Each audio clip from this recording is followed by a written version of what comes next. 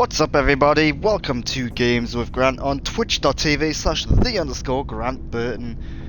I'm of course Grant Burton. This is, as you can very clearly see hopefully, is Mass Effect Legendary Edition, specifically Mass Effect 1. So, I'm in the middle of talking to people, so this could just be a bunch of characters talking, because it's the sort of game where you've got to pay attention to. Good to see you. You've been with C-Sec a while. Have you seen much action? Well, not as much as you, but yeah, I've seen some interesting things. I bet you have. Anything in particular that stands out? I remember this Solarian geneticist I was sent to investigate. That case was a bit disturbing.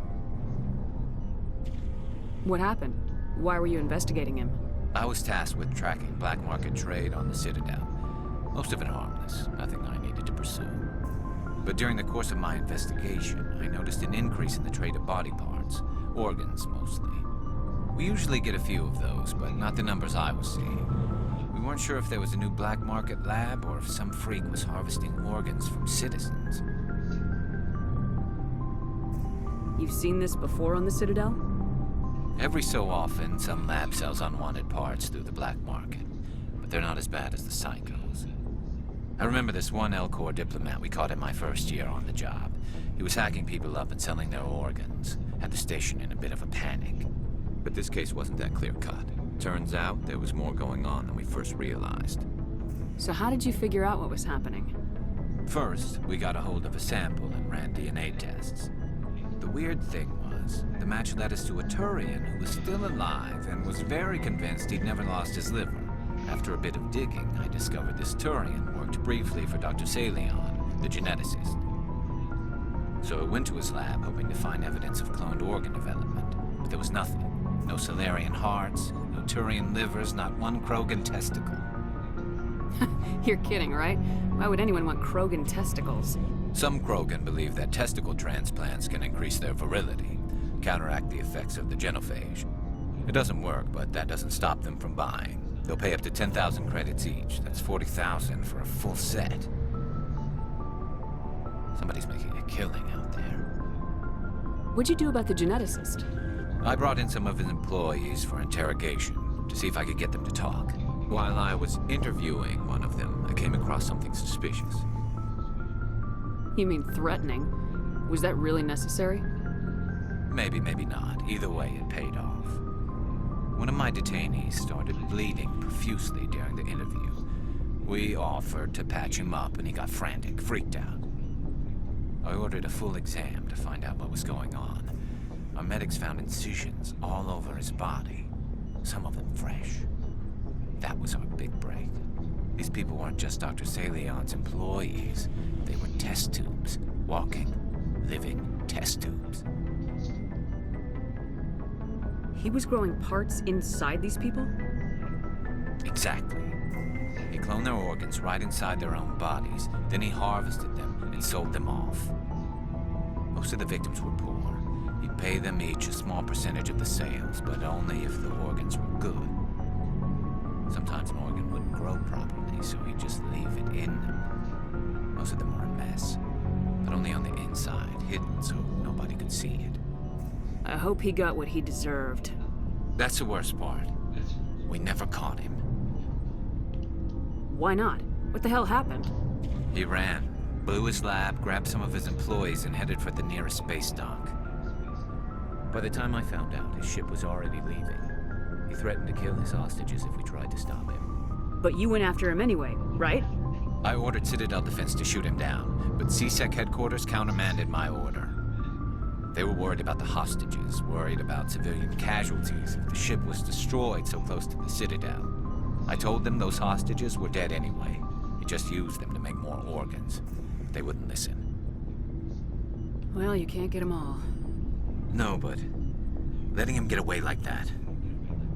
All they had to do was disable that ship, stop him from running. Maybe the hostages die, maybe they don't, but at least we stopped the bastard responsible for it all.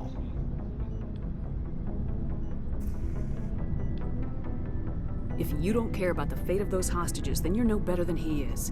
You're just a terrorist with a badge. Yeah, maybe you're right. Doesn't make it any easier, but I see your point. Just wish I could have stopped him. That's all. Do you have any idea what happened to Dr. Salian? I sent out feelers from time to time, hoping to find something. I thought I'd found him a while back. He changed ships and changed his name to Dr. Hart, his idea of a joke, I guess. I told the military, but they weren't convinced it was him. I got the transponder frequency for his new ship, but I just can't get anyone to check it out. I'll check out the coordinates when I get a chance. I was hoping you'd say that. But Commander, take me with you when you go. If it's Salion, I want to be there when you find him. Right, well, that's Garrus's loyalty mission now added to my list of tasks. Me, because I've realized during that conversation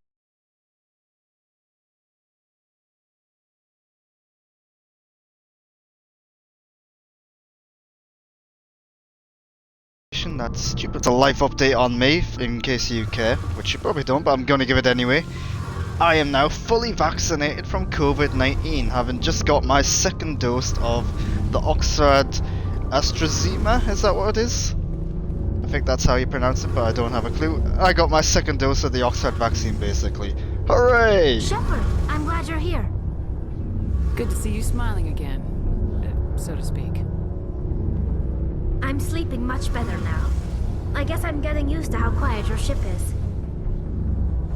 I still think a lot about my pilgrimage, though. I know Saren's our top priority, but with all the worlds we go to, I was hoping to find something to bring back to the flotilla. What are you hoping to find? Usually, people bring back something like a derelict ship we can use for salvage, but I need something bigger. There's a lot expected of me. What's so special about you? It's my father. He's the senior member of the Admiralty Board. He's one of only 5 people who can overrule the decisions of the Conclave for the good of the migrant fleet. My father is responsible for the lives of 17 million people. Our entire race is in his hands, and I'm his only child. So are you some kind of heir to the Quarian throne or something? No, it doesn't work that way. My father's position isn't hereditary. I'll probably never serve on the Admiralty Board myself. Officially, I'm just the same as any other citizen, but it doesn't work that way in practice. People have always treated me differently because of who my father is. You must get all kinds of special privileges. I probably had it easier than most growing up, but it's not all good. People like my father have enemies, and they're not above using me to get to him. Why didn't you tell me this before? I guess I'm just tired of people judging me because of who my father is. Everyone's waiting for me to do something great on my pilgrimage, something that will forever change our lives for the better. If I don't, it's like I failed, and that reflects badly on both me and my father.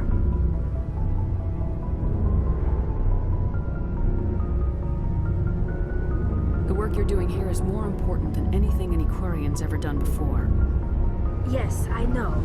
But you have to understand Quarian culture. We're a very insular society. The events beyond the flotilla don't much matter to the average citizen. Our greatest dream is that one day we'll return to our homeworld and drive out the Geth. But even if we stop Saren, that's not going to happen. There's still millions of Geth behind the veil. Until they're gone, our exile will continue. What would you need to bring back to make everyone happy? Something that would help us better understand the Geth. They've changed significantly since the exile. They've continued to evolve. We've done our best to study them, but it's not easy. They're very reclusive. Until recently, they never went beyond the borders of the Veil. And all the Geth we run into now are under Saren's control. We'd need to find Geth operating on their own, independently. But I don't want this to get in the way of our mission, Shepard. First, we stop Saren. Then I'll worry about my own problems. What was your father like? It wasn't easy growing up as the daughter of one of the Admiralty. Even before he joined the board, he was a prominent figure. People looked to him for leadership. He had to set an example, and he expected the same of his daughter. Plus, he was pretty strict, a military man through and through. He never allowed me to settle for anything less than excellence. As a kid, I sometimes felt like he was pushing me too hard. But now I'm old enough to appreciate what he taught me. The world doesn't owe us anything. If we want something in life, we have to earn it. Where was your mother in all this? Mother was around, but she always seemed to kind of blend into the background. Almost like she was overshadowed by my father. He tends to do that to people. She passed on about 5 years ago. Some airborne virus that swept through the fleet. Happens sometimes when the filters start to break down. I think my father took it pretty hard. After she was gone, he became even more focused on his work. I think that was his way of dealing with the grief. Sounds like a tough upbringing. You don't resent your father at all? Like I said, it wasn't easy. My father's not the kind of person you bond with. And he wasn't around all that much. Too busy. People counted on him, and he took his duties seriously. Even when he was around, he always seemed a bit distant. Like his mind was always somewhere else. Come to think of it, I can't ever remember seeing him smile. Not once. It's like he was always weighed down by all that responsibility. I mean, I know he cares about me, but he never really showed it, not in the usual way. I guess the best thing I can say about my father is that I respect him. I want to talk about something else. Like what? Tell me about your people. Our lives aren't... Unfortunately, we think have I've had to asked all surrender these. many of the I want to freedoms. talk about something else. Like what? Yeah, I'm I fairly should go. certain I've asked these. See you later. Alright, so Something I a can bit do for more you, Commander. information. Carry on, Adams. Aye, aye, Commander. So, I'm about 15 hours into the game, I want to say. Might not even be that, to be honest. And if you didn't watch my stream last week, you'll know that... Wait, what am I trying to say here? If you watched my stream last week, you'll know that this is my 6th or 7th playthrough of Mass Effect, the original Mass Effect. Because it's a damn good game and a really, really good story. But my first time playing as FemShep, so I'm getting a new perspective on certain things, and it's really cool and interesting. Do you have some time to talk now, Commander? Let's hear it, Lieutenant. I'm always open to my officers. We've played it pretty close to the book so far, but we're a long way from backup. We've got some tough calls to make. I'm just saying, try to leave yourself a way out. I've seen what cutting corners can do, and I'd hate to have that happen to you, Shepard. Commander. It's a personal observation, Caden. I don't want to step on anyone else's toes, especially if you're if I have misread your interests. Someone? You're referring to our young Prothean expert. I think she's older than both of us put together, but yeah. There's a lower deck rumor that she's interested in you. As more than a source of Prothean data. She's a very interesting lady. To my tastes, but I never claimed to be big on alien culture. You seem awfully worried about my personal affairs. It's just that we don't have much downtime these days. I like being around you, but I don't want to take up your personal time. Look, there's nothing between Liara and me. What's the real issue here, Caden? You're right. Sorry. It wasn't, Liara's not my main concern. I'm not questioning any decision you've made, Shepard. Let me be clear about that. It's just my experience that once someone lets something slide, it tends to pick up speed. You get my meaning? Just to be clear to you, I am not interested in Caden whatsoever, so this conversation just isn't going where I want it to go. In fact, Liara is my girl, so I don't know why I'd said that earlier. You're talking about a particular example, aren't you? You know the records about the biotic trading out on Jump Zero?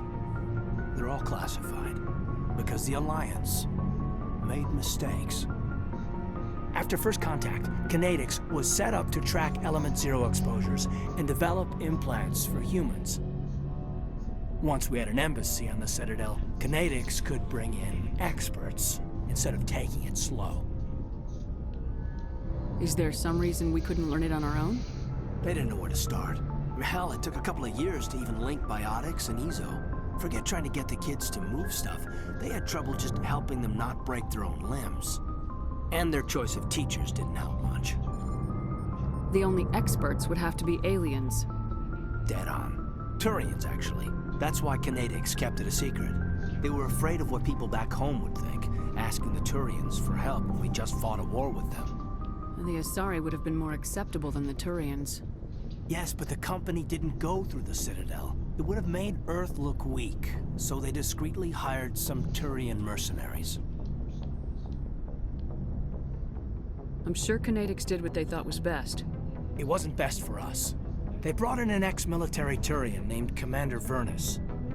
To introduce himself, he liked to say, "I was at the helm of the dreadnought that killed your father." Well, I told him my dad wasn't in the war. He'd retired to Vancouver. My family had an inland home that matured to New Beachfront.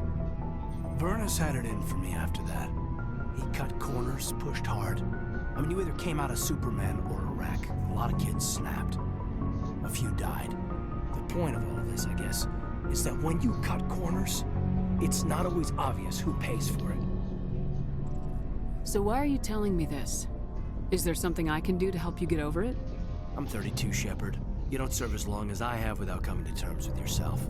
You also learn that if someone is special to you, you help them. Try to keep them from making mistakes. So you think you have leave to talk like we're more than officers? I got some signals. Maybe some static too, I guess. If I'm out of line, just say the word. Sorry, Kaidan. This was just a battlefield thing. There's my answer then. I'm sorry to have bothered you, Commander. I got some mixed signals. With your permission, I should return to my duties. Yep. Shut up, Kaidan. You're boring. Like, the characters in the game are very well written, very well realized, but at the end of the day, some of them are just a bit boring. Like some real people. I'm sure anyone watching this who knows me probably thinks I'm like Kaidan, to be honest. I hope I'm not, but you know, chances are most people look at me and think, oh, yep, you're Kaidan. But at least I'm not Ashley. That's always a benefit. Because you know, the racism and all that. Don't agree with that. Whether you're alien or not. I get the feeling you want to ask me something, Commander. Maybe we could pick up where we left off. You were telling me about your interest in the Protheans. Actually, I think I was talking about my interest in you, and making a fool of myself in the process. As I said, I am not used to dealing with people, especially humans. I did not really know much about your species when we first met, Shepard. I found it hard to take humanity seriously. Your kind always seemed so rushed and high-strung. We don't have the luxury of time. An Asari can live for 1,000 years. We're lucky if we hit 150. That is true. At first I thought that was a weakness of your that's species. still on the high After side. spending time with you and your crew, however, I think it may actually be an advantage. You humans are creatures of action. You pursue your goals with an almost indomitable determination. It is an admirable trait, but also an intimidating one. You can't argue with results. No, but there are consequences. Unfortunately, the rest of the galaxy sees humanity as a bully. You run over anyone who gets in your way. It is up to people like you to change their minds, Shepard. Why me? There is a reason the Council chose you to become a Spectre. They saw something special in you. The best of what humanity has to offer. I looked into your history. I know what you did on Torfin. I cannot even imagine how horrible that must have been, but you did what had to be done. Why are you so interested in me? I wanted to know more about you, to understand what made you into the woman you are. There is something compelling about you, Shepard. You're interested in me because of my visions. You just want to know more about the Protheans. I admit, your connection to the Protheans had something to do with my initial interest, but it has grown beyond that. You intrigue me, Shepard, but I was not sure if it was appropriate to act on my feelings. I thought there might already be a relationship between you and Lieutenant Alenko.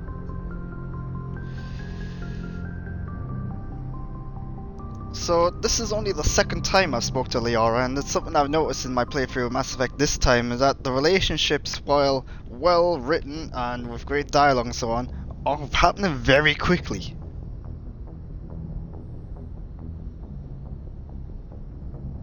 The Lieutenant and I are just friends. Nothing more. My mistake then. I am not as adept at understanding human relationships as I thought. But what about us, Shepard? Is there a mutual attraction, or was I wrong about that too?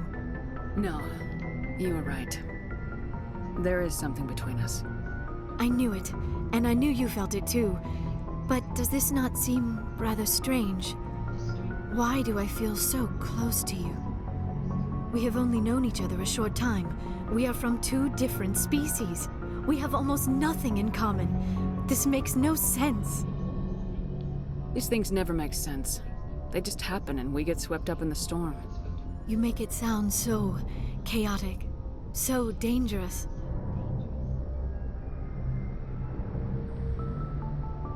Don't tell me a little danger puts you off. This is all a bit overwhelming. I am not used to this. You. I need some time. Take all the time you need, Liara. I'll be here. Thank you, Shepard. Let's just talk about something else for now.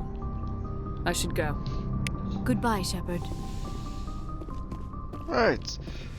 So I think that's Yes, Commander? my Is there relationship something you need? sorted I out should with go. Liara. Goodbye, Commander. Of course, the problem arises when I get to Mass Effect 2 and there are characters there who I'm a bit more interested in than Liara.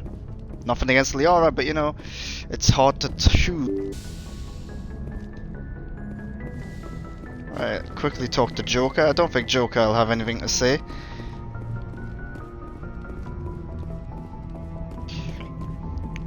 Commander, something you need? How's the Normandy perform? She's the best ship bound. The Normandy's probably too much ship for your average. I have to go. Alright, see ya. Yep, spoke to Joker. So let's get on with some stuff. I've got a bunch of side missions to accomplish and a bunch of the galaxy to explore. And while I do that, let me tell you about a little film I watched just last week called Mortal Kombat. So Mortal Kombat, it's... what's the best way to describe this? It's an interesting film. You could definitely say that. Obviously, it's an adaptation of the video games. The video games being very...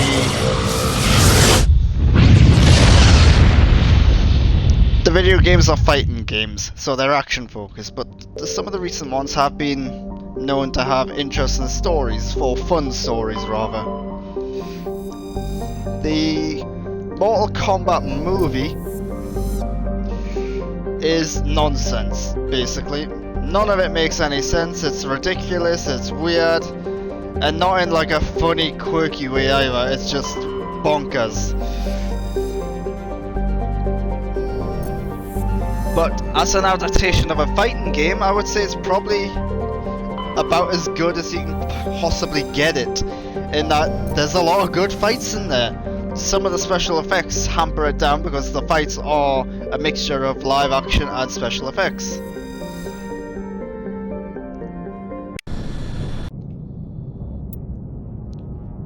Right, I have no idea what this ship's for, so who shall I bring? I'll bring Garrus in case it happens to be his thing and I'm just forgetting, and I will bring Tali. Yeah. But yeah, Mortal Kombat, I enjoyed the film because of how bonkers it is, because of how ridiculous it is, like and this vessel the was action abandoned. scenes are good. Everything's shut down. Only basic life support is running.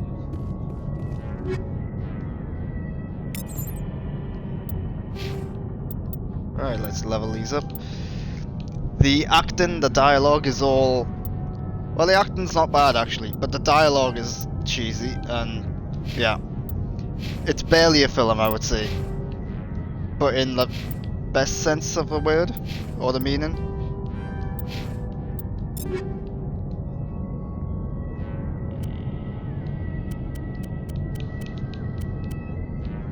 Do I recommend it? No, I don't actually. I would only recommend it to those of you who are big fans of the video game. If you're not a fan of the video game, if you have no idea what the video game is, just avoid it, because you're going to think it's absolutely ridiculous and bonkers and you're just not going to get it. And I'm not a big fan of the video game as well, I should point that out.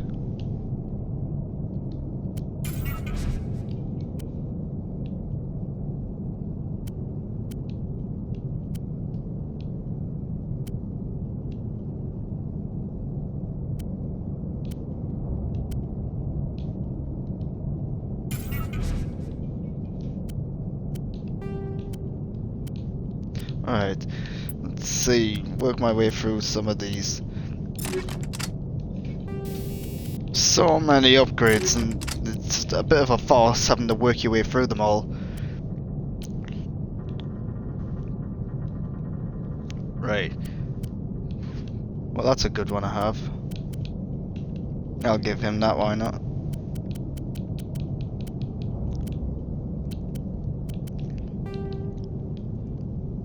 Plus 1.5 health regeneration. I'll give him that. Just give him a bit of an upgrade. 18% shield recovery. Yeah, give her that one. Oh, hold on, I've got new armor for her. Got 2 new pieces of armor for her. Let's just see what they look like. Oh, colourful.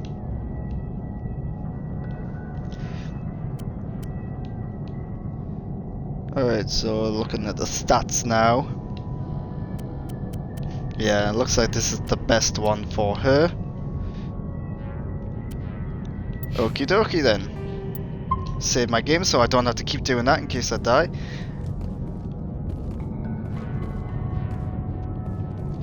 If I remember rightly, this is a ship where the Rachni are on board. Spoilers. I think that's what it is. Did you hear that? Sounded like footsteps.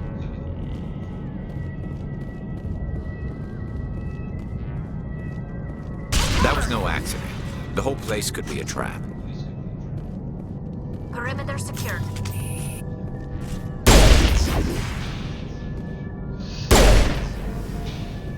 All targets down. Right, where am I going? Malfunction an object, I will have a look at that.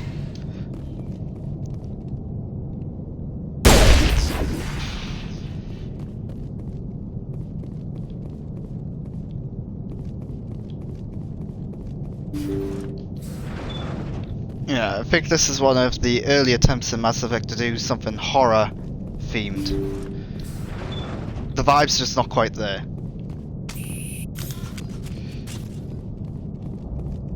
They say Jacob's gone. They say his brain isn't functioning anymore, and they want to shut off his machines. But Jacob's the only thing in the world that matters to me. I don't know how to help him, and it's tearing me up inside. I just feel so helpless, so damn angry. Dr. Smith gave me some meds to calm down, but I didn't take them. I can't. Not until I figure out a way to help Jacob. I won't give up on him. I won't! Okay, it sounds like Jacob's in trouble. Another one of these repetitive mini games. Shotgun and 2 pistols. I'll take them, let's have a look.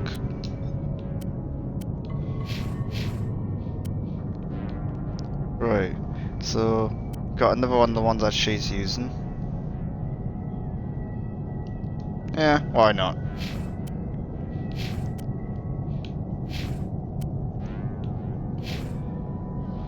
I always get first dibs on the new items, so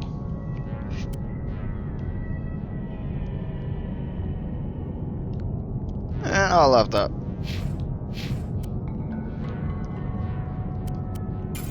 There we go, and get rid of some of these older ones. No point in clogging up the inventory. Save it so I don't have to do all that again. 11 hours into the game. Making good progress. Let me just adjust the Twitch overlay. Couple of seconds, we'll be right back. And we're back. It still really bugs me that the Twitch app on the Xbox does not let you get rid of the overlay altogether. Like, why do I want to know how long I've been running, how long I've had, how many viewers I've got? Like, I've got the chat opened up on my iPad near us. I don't need this information on the screen.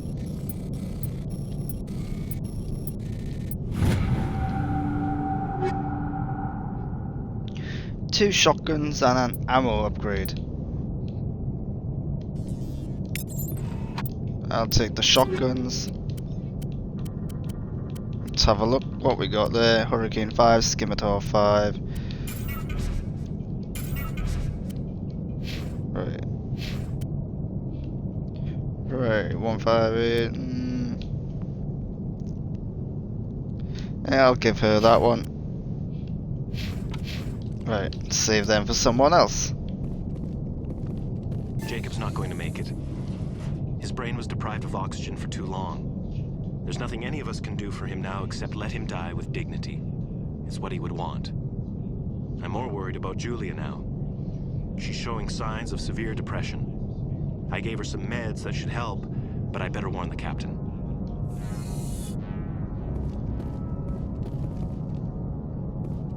Right, is that Jacob? Looks like that machine is keeping him alive. I'm not seeing any brain activity on the readouts. He's dead. This body is just an empty shell. Leave him alone until we know more about what's going on here. You're right. Better to just leave him be for now.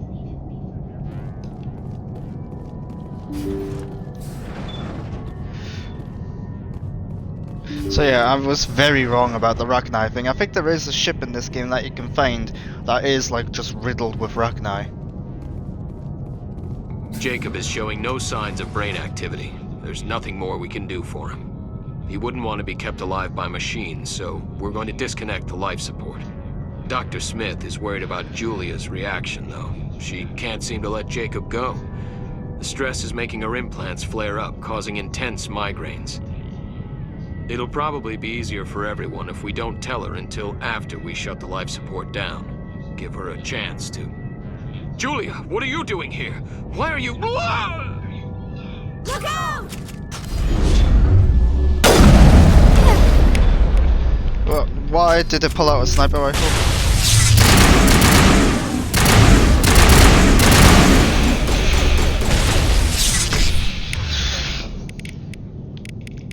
Alright, what have I got?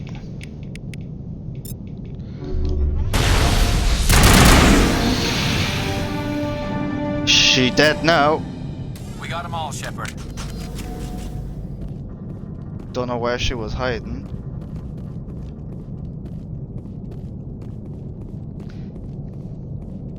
So yeah, it sounds like just she didn't want to let him go. You did the right thing, Shepard.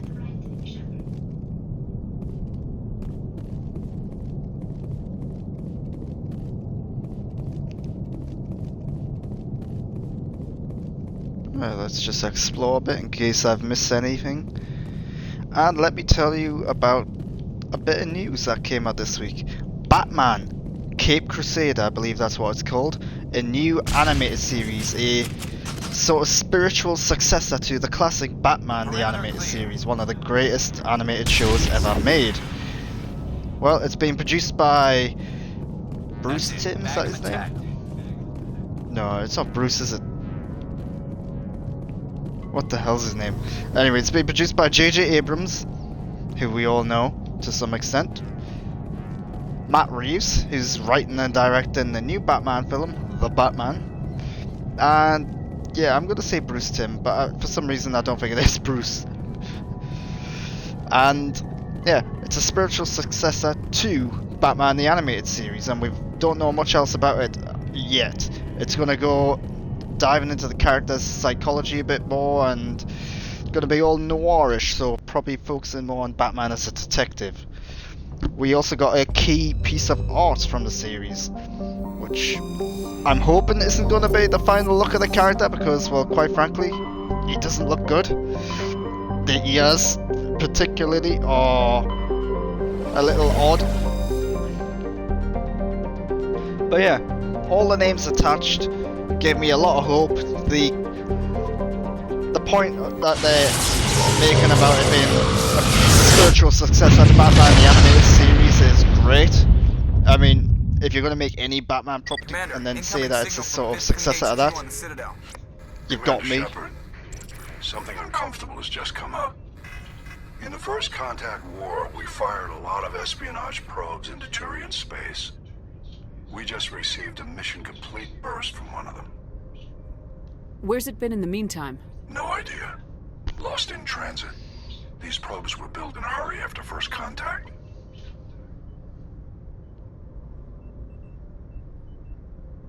What makes this uncomfortable? When these probes were launched, we didn't have any idea who we were fighting. We didn't want to risk aliens examining our technology. The probe has a demo nuke built in. A 20-kiloton tactical fusion warhead. About equal to the bomb dropped on Hiroshima back in the 20th. If somebody finds that probe, tampers with it, you don't need me to finish, Commander.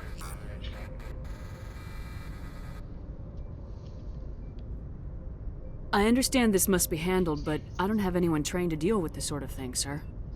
I know. I wouldn't ask if it wasn't important. These probes have been classified for 26 years. The Council will call fusion bomb booby traps dangerous and irresponsible. The Alliance would face censure if they find this probe. I'm asking you because the Normandy can get on site quickly and quietly. It's in the Voyager cluster.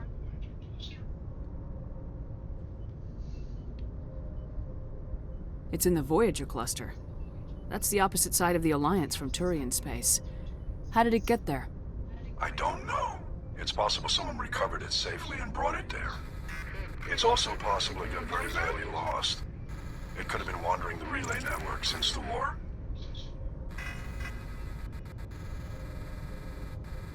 We'll get on it immediately, Admiral, and we'll be discreet. I appreciate that, Commander. Good luck. Fifth Fleet out. Right. Agabinium. We'll head there later.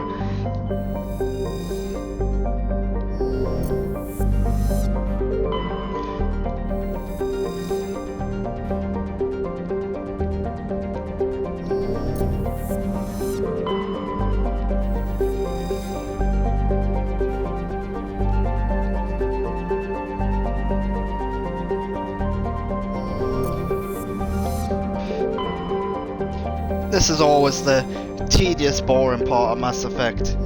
They add a mini-game feature to it in Mass Effect 2, which makes it a little better, but then you're still doing a lot of the tedious going around the galaxy trying to scan things and stuff. It's one of their mini-games that after multiple times doing it, you kind of just don't want to.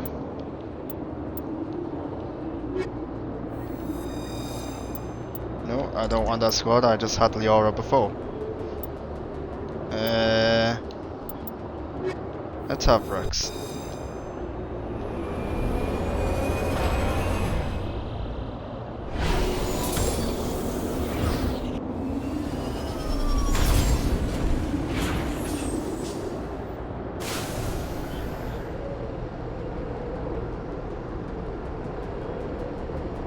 So here's another film that I watched just the other day.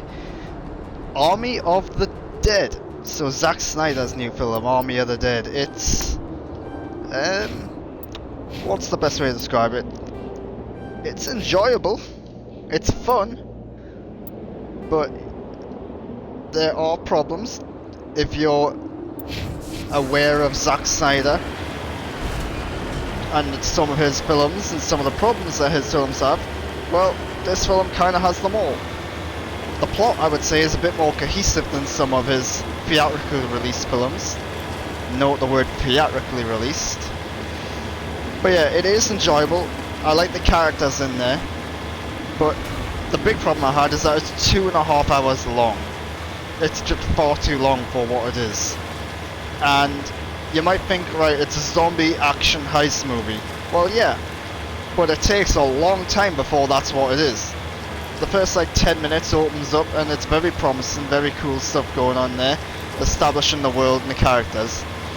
But then the next hour is all about assembling this team, and there's a lot of cheesy, corny dialogue and a lot of like just melodramatic moments, and it doesn't always work.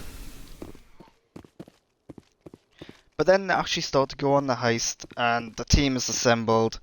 And that's where things really pick up. There's some horror elements in there, because, well, it's a zombie thing. There's some good action scenes in there. That's the source of the signal. This smells. Yeah, this thing didn't crash. Somebody moved it here. There's a nuclear weapon down there. We can't abandon it. Just stay on guard. Right. But yeah, I like the characters. I like the action. The visuals, though. Sometimes I think this film was really good looking. Other times I think this film was hideous. For some reason, the film is both in focus and out of focus at any given time. The focus is all over the place, and I don't know why they kept adjusting it. It's actually distracting how they keep changing the focus. And there's also dead pixels on the screen for some reason. I have no idea why. I don't know why they couldn't clean that up, or maybe they have tried to clean it up and that's the result. But yeah, it's a really bizarre looking film in that it's pretty, but it's hampered down by some weird little things. Like, I actually thought that there was something wrong with my TV. I done a, what's it called, like a pixel wipe on my TV because it's an OLED TV.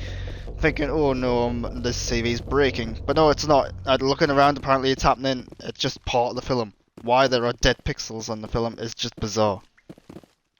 But yeah, Army of the Dead, I did enjoy it. I did like it overall. I had a fun time with it.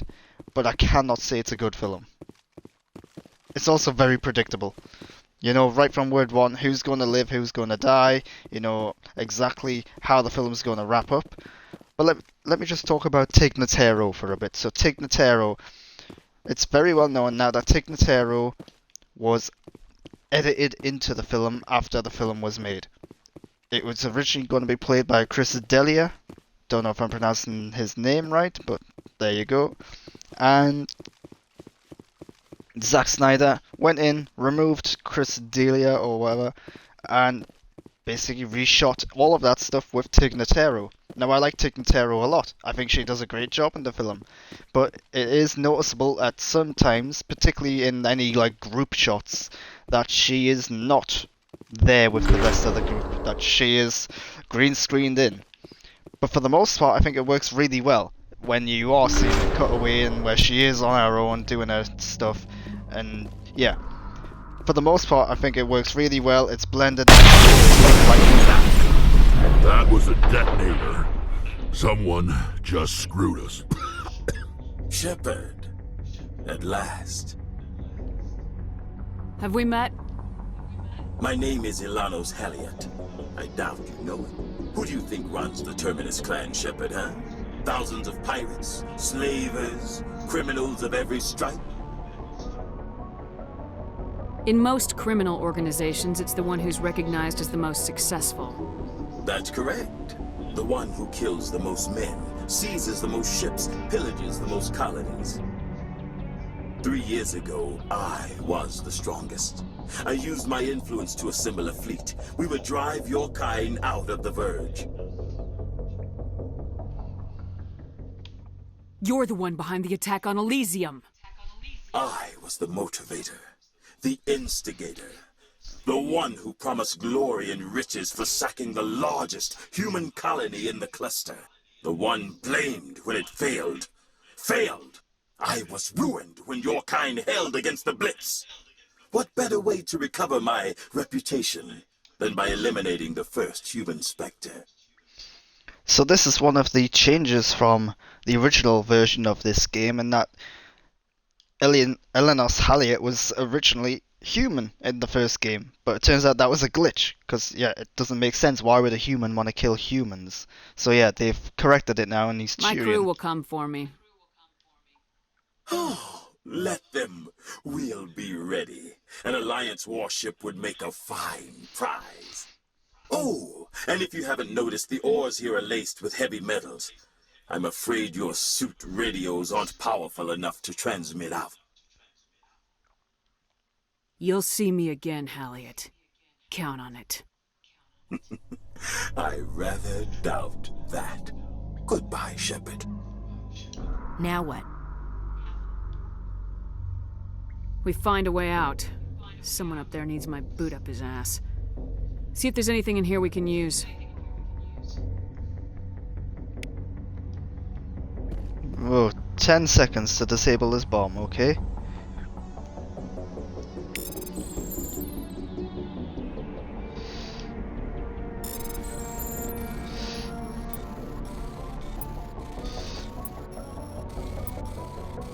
It's going very slow.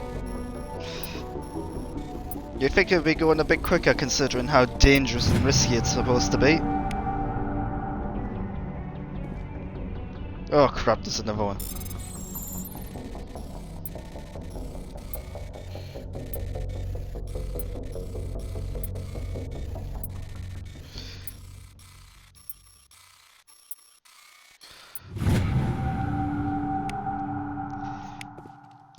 Good. Bomb disabled.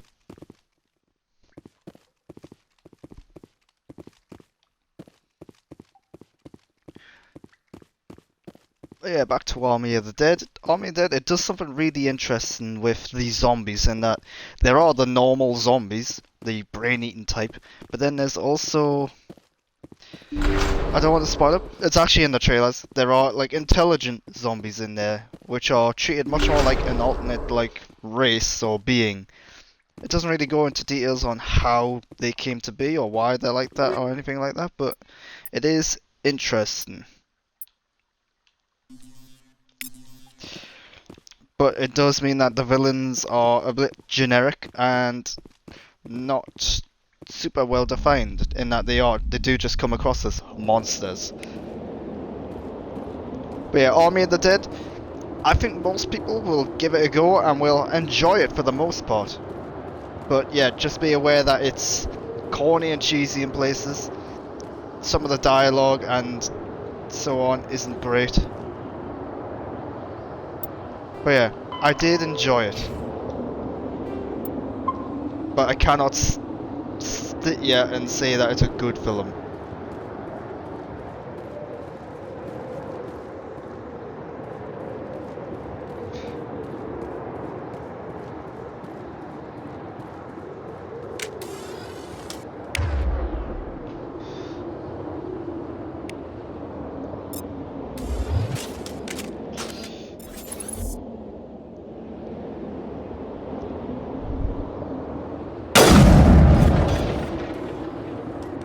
Oh, that was a hell of a shot. I'm glad that's on camera.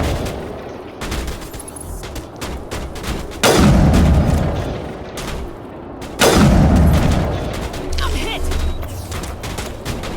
Oh crap, this is not going well.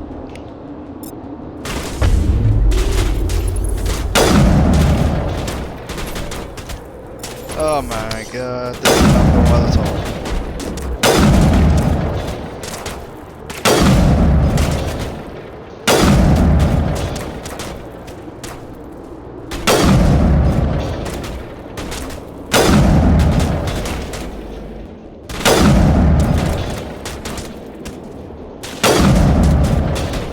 It was help if I wasn't the only one firing.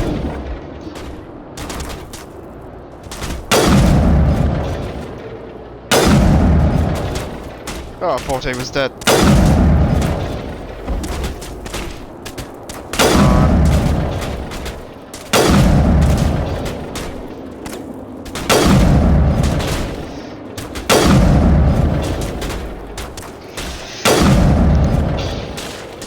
Got him. Krogans can take a beating. Think he's dead. One down.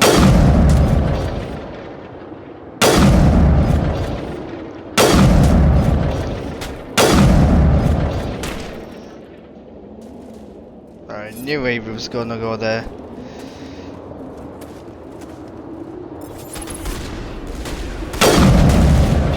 Oh, now they're shooting and hoping to kill him from that distance. Now that there's only one left, they're getting involved in the fight.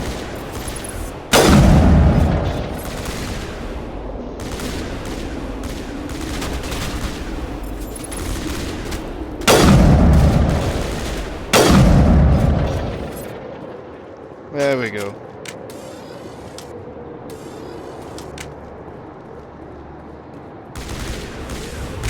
Nope, there's still one left.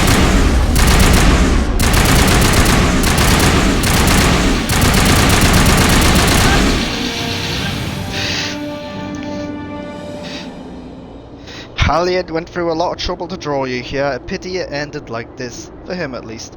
Now that you're above ground, your suit radio has re-established connection with the Normandy. Time to get the hell out of here. Don't know where that guy was hiding. So, Halliard, I believe I've killed. Bit anticlimactic. Right, is there nothing of interest to pick up here?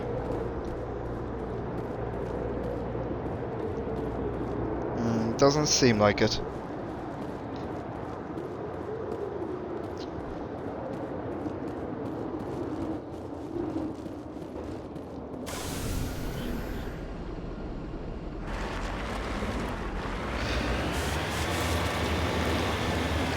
Something up there that I've missed, but I'm gonna head here first.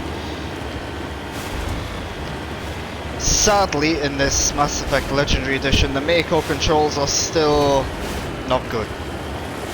They are definitely a little bit better, but yeah, it's still very tedious and boring driving the Mako. Oh.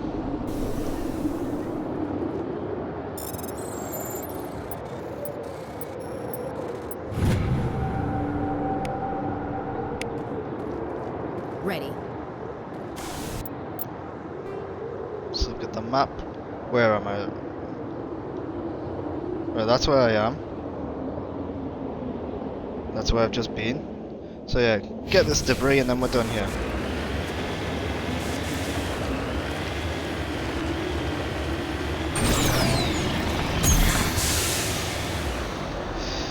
Oh, yeah, that's bumpy landing.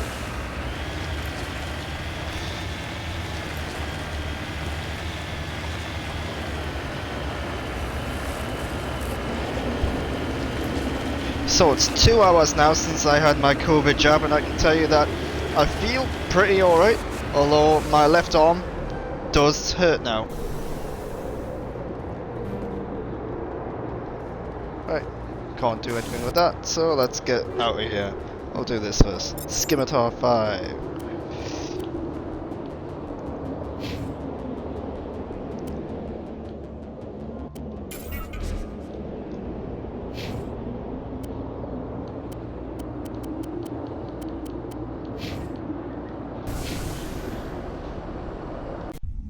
Alright, back to the Normandy.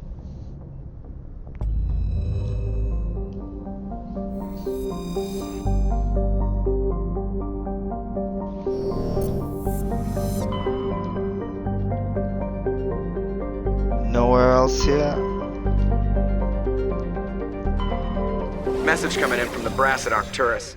Patching it through. Normandy? Admiral Hackett here. We're getting reports of a marked increase in Geth activity in the Skyllian Verge. Surveillance drones have identified Geth outposts on 4 different planets in the Armstrong cluster. We need someone to take them out. We have any idea what they're after? Hard to say. They may be just gathering intel on us. Or maybe they're setting up staging grounds for hit-and-run attacks on human colonies. It could be the first wave of an invasion. Let's hope not. We need someone to investigate this, Shepard. Finding Saren is still your top priority. But you've got experience fighting the Geth. You're the logical choice to take out these outposts. We're transmitting all the locations of known Geth outposts in the Armstrong cluster to the Normandy now. Admiral Hackett out.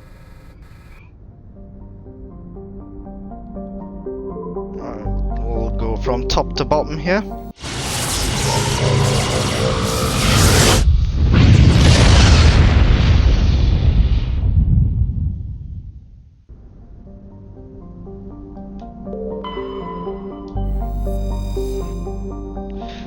So, last news story that I want to address today is that of a new Willy Wonka movie. So they're making like a Willy Wonka origin movie, and I do not support this. No, because you've got the classic, of course, Willy Wonka and the Chocolate Factory, an adaptation of Charlie and the Chocolate Factory.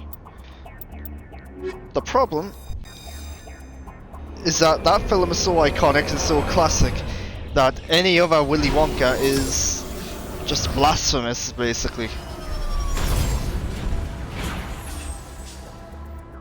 They then have the Johnny Depp version, a Tim Burton film, and it's absolutely atrocious, so let's not talk about that. So now they're doing another one, an origin story, and they've cast Timothée Chalamet. I like Timothée Chalamet quite a lot. I actually think it makes perfect sense for him to be the young Johnny Depp version. So I don't know if it is meant to be specifically a young version of Johnny Depp's, or if it's meant to be a young version of Gene Wilder's, or if it's just a completely different version altogether. At the end of the day, Gene Wilder is Willy Wonka, and it's going to be hard to follow up on that.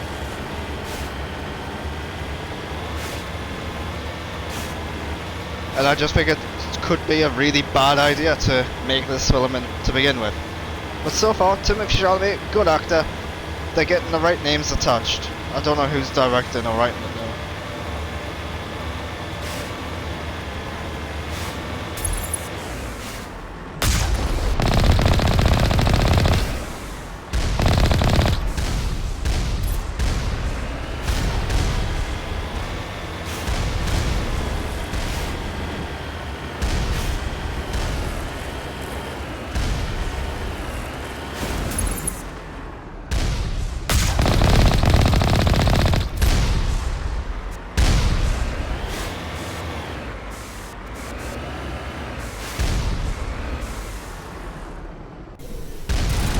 Right, where's this?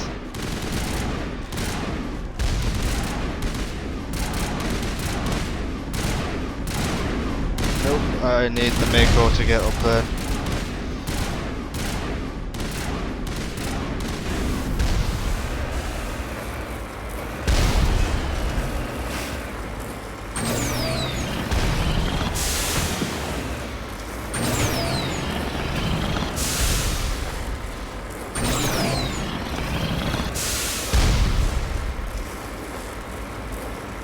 The boost on the Mako is very useful at times.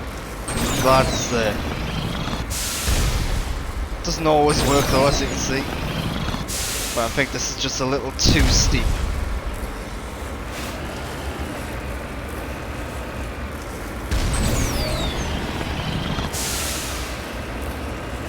Right, where is this thing? There it is.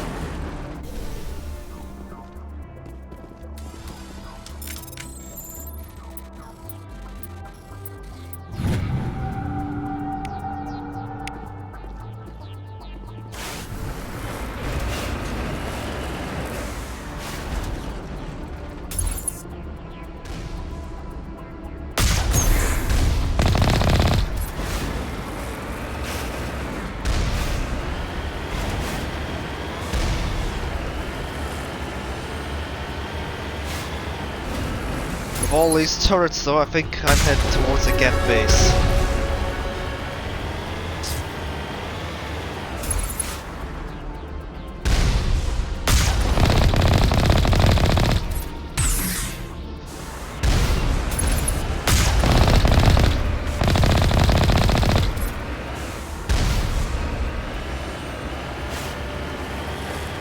The Mako are not exactly designed for sharp turns and corners like this.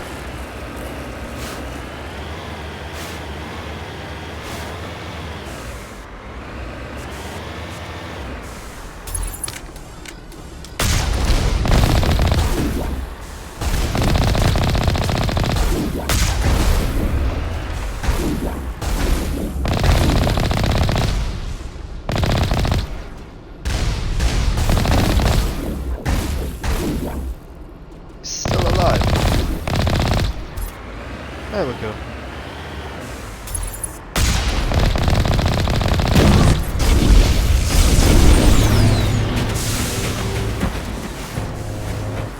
Always fun doing that.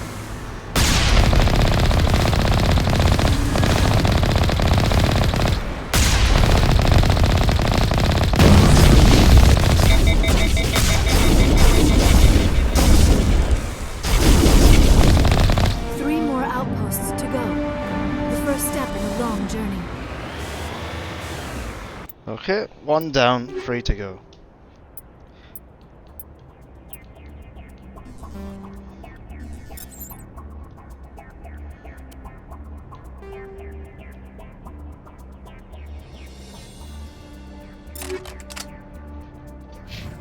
Right, let's level up.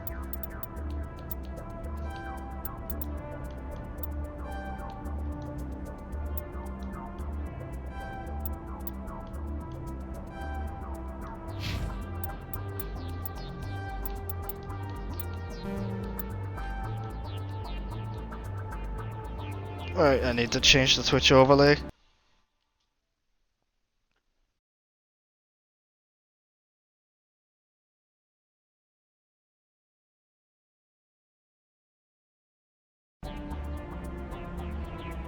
Back to normal. Now I can't see how many talent points they have. I'm assuming I spent them all, I can't see.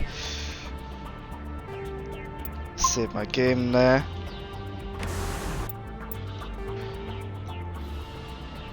Right, let's head here.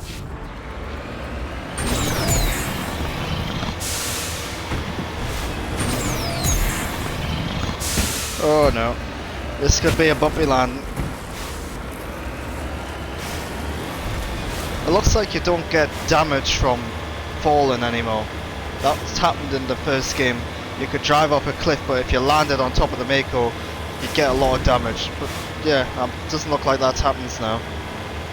Which is good, because it's just another annoying thing we don't have to deal with anymore.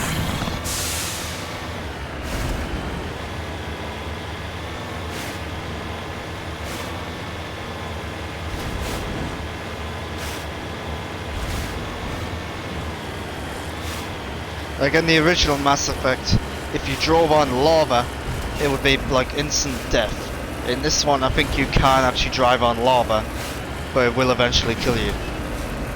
So yeah, I think they've changed the way in which the Mako can be damaged.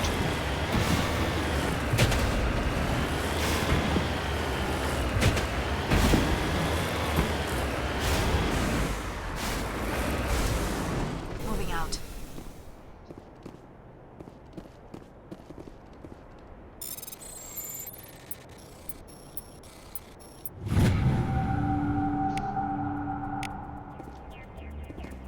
Yes, ma'am.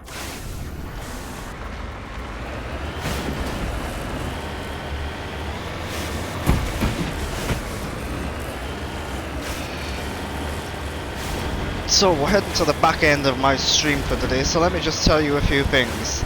Today, I am going to an early screen preview of The Conjuring, The Devil Made Me Do It. So, if you're following me on my YouTube channel, that's Grant Burton on YouTube, my Film and TV YouTube channel. Hopefully, as long as this COVID jab doesn't do me in, hopefully there will be a review of The Conjuring, The Devil Made Me Do It, either tomorrow or on Thursday. It just depends on how I feel and of course time, if I've got the time to actually do a full-on review. So that'll be on my personal YouTube, which is Grant Burton.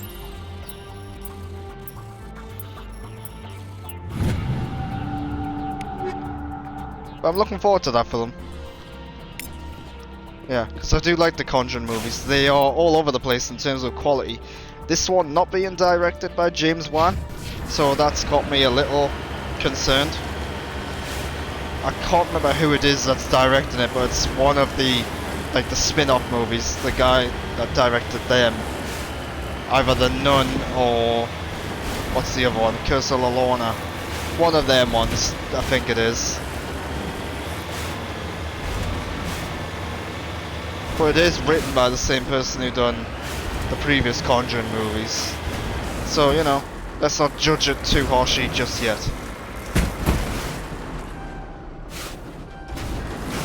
I think at the very least this one could look and feel a bit different from the previous Conjuring movies.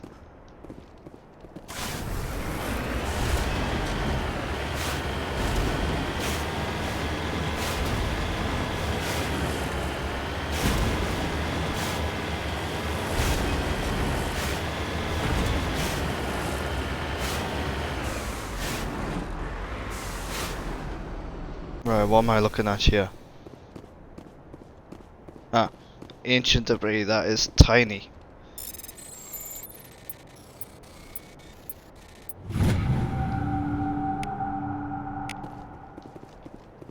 There we go. That is that planet complete. Yeah, done.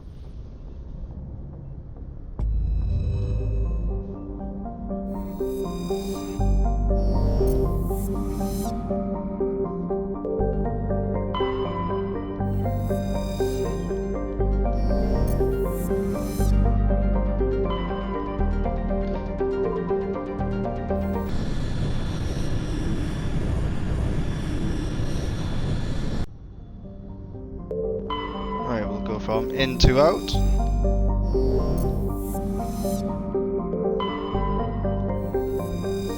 Right, so that's the one I can land on.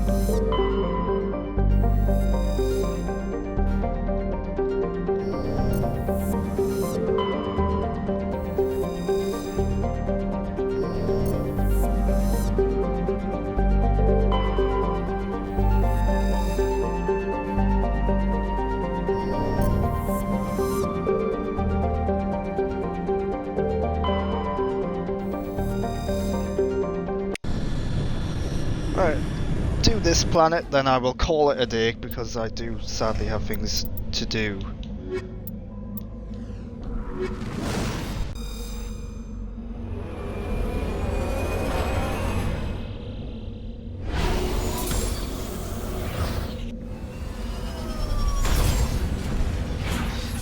Very green. Yeah, a lot of the foliage and the detail and the grass and stuff is all new. So in the original Mass Effect that was probably just flat.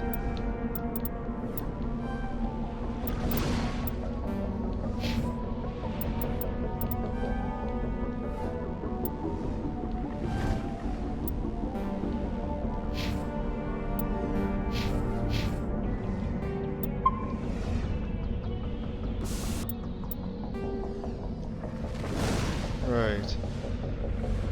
What's that? Geth outpost over there. I'll head to these first then, get these out of the way.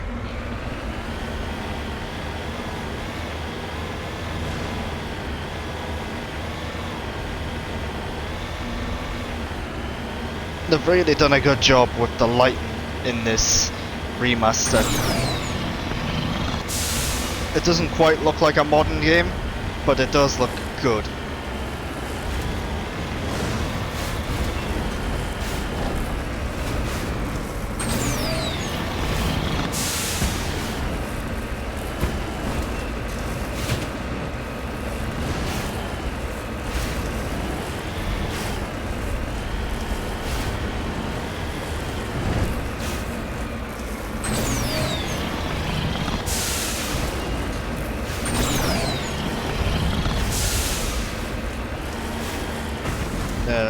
Look at that, that's a pretty beautiful shot.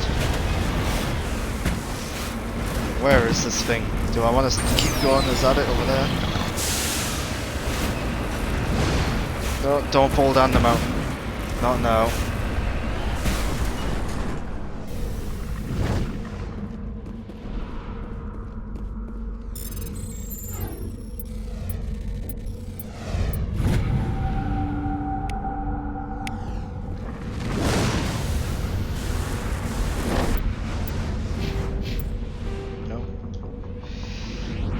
get this debris now.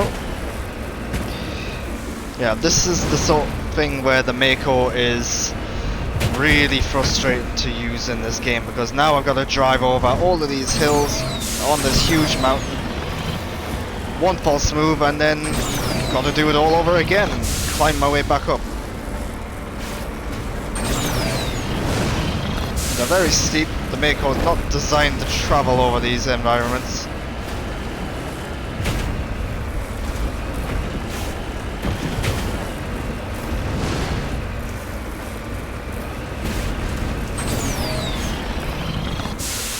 Yeah, I don't think there's any getting up there.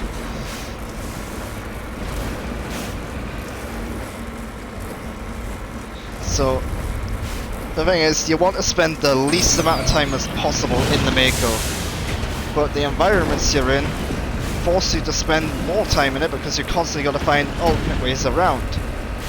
So it's frustrating, really frustrating.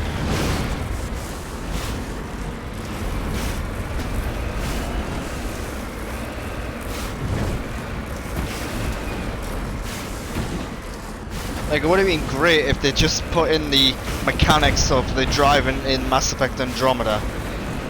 Like, maybe that's too much work, I don't know, but... because the driving in Mass Effect Andromeda was okay. It was just that driving from point A to point B was a little boring because there wasn't anything there.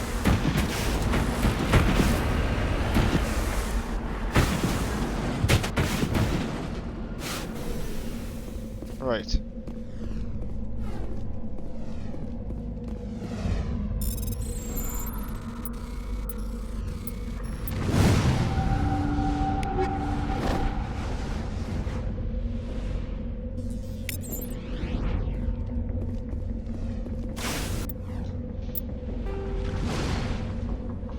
What's that? Anomalous signal, let's go to there.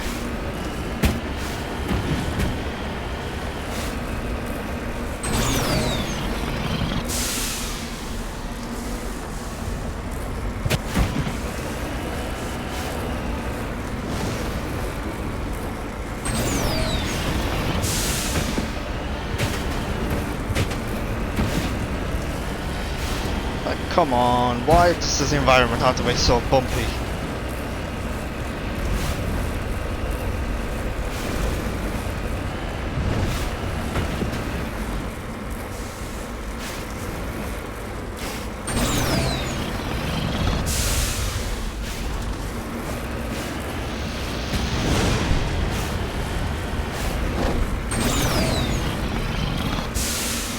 Oh, come on, this is really getting on my nerves now.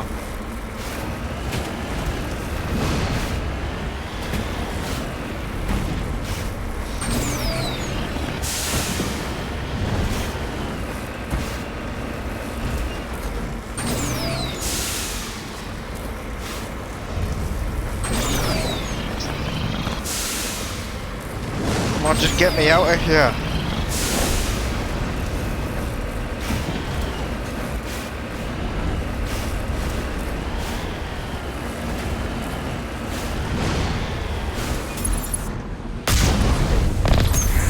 Oh crap.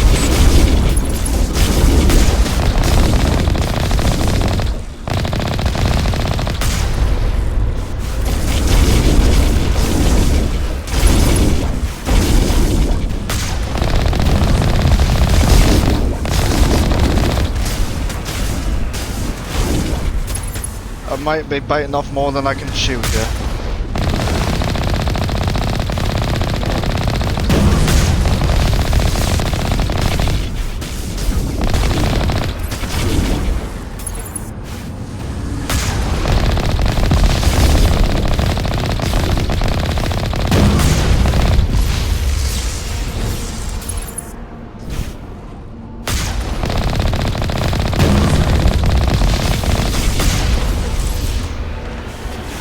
Got them.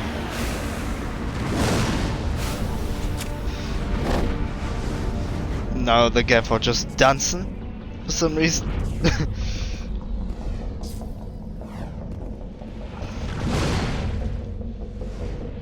Geth array is transmitting regular data bursts to an encrypted channel.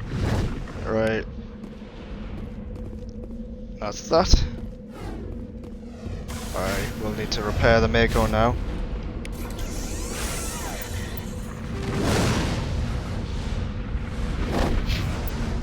Now to the Geth outpost.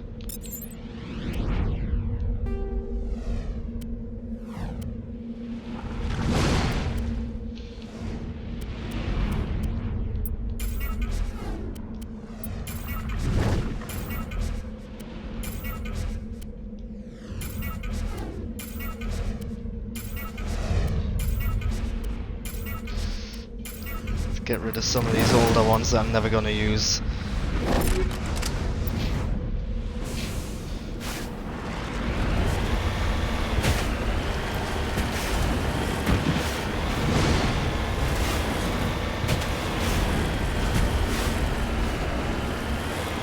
Alright, we're on flatter ground now, so hopefully it's easier work getting to this place. I've got a feeling this is the way the developers intended me to take.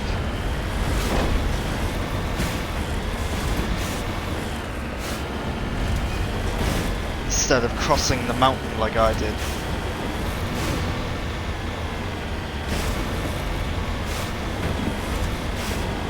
Still a bit bumpy though.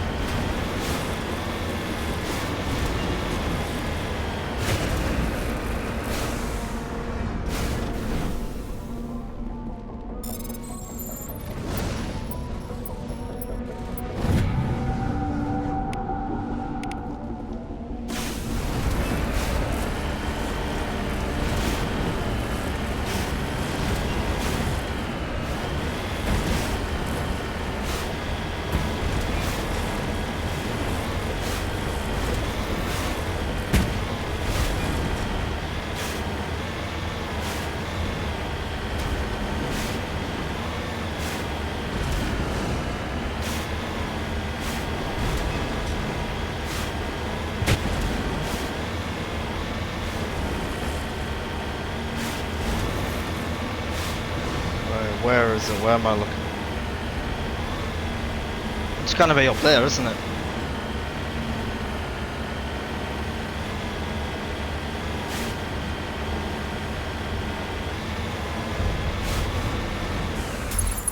Oh, there we go.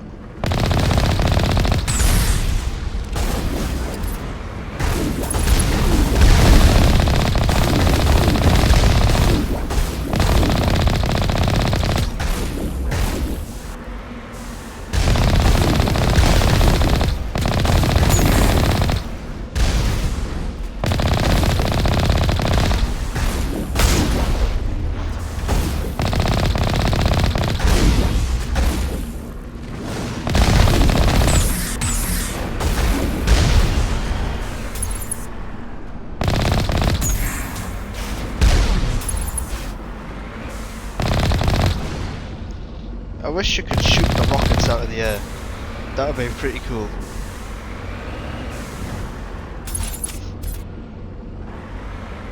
Ah.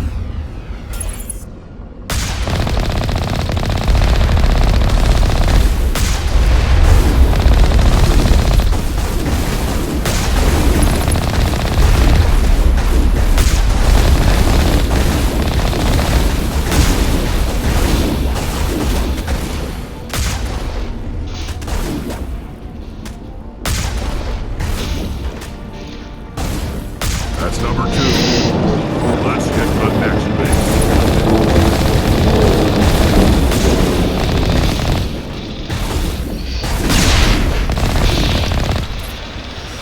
Alright, there we go, all done. And with that, I am going to end the stream there. And just remind you that you can follow me on Twitter and Instagram at @the_Grant_Burton if you want. Actually, there's a mineral up here, I'm going to get that first. So follow me Twitter and Instagram at @the_Grant_Burton to be notified about everything that I'm doing. Subscribe to this YouTube channel if you're watching this on YouTube. That's Games with Grant on YouTube, where you can catch all of my video game content as VODs, all of my streams and reviews and rankings and so on and so forth.